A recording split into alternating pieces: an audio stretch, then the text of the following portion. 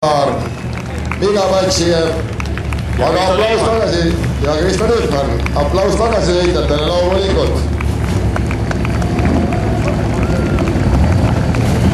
Janne Nüganen Raaviale sõitma, Krista kahjuks koju.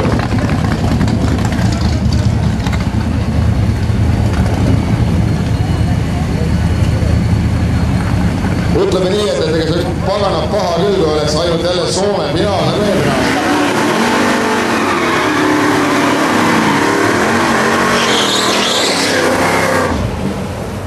Vaatame, Kristo Tihvani asi on praegu vastanik tulest välja tuua.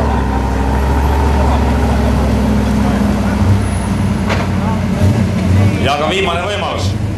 Aga vastane pole mitte mingi lihtne mees.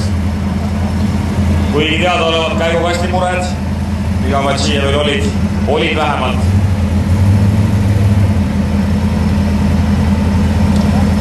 Ühe sõidu taga katkestas, kui me mäletame, nii et kohe näeme, kas siit tuleb nii-öelda punkt meile ka või mitte.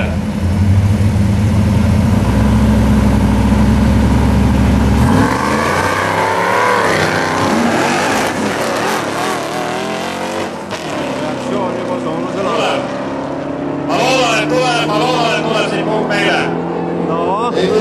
Ei tea. Mõttis ikkagi järgi. Kas jälle või? Aga nüüd on jälle ajalõhku sõitmine.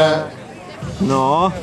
Oi, ja Viga Patsijev on siin kärinaga ajalõhki mõlemad rohkem kui 0,2. No nüüd on peakohtuniku töö. Kes vähem sõitis? Mina pakun, et kes sõidab vähem lõhki. Kes sõidab vähem lõhki, see on võitja, kuna see 0,2. Kristo pani ka nii palju mööda. 0,2 mõlemad andsid endast maksimumi. Nüüd on härra Andrus Mazovski otsustamise koht. Reeglid pihku, vaadatakse, loetakse üle.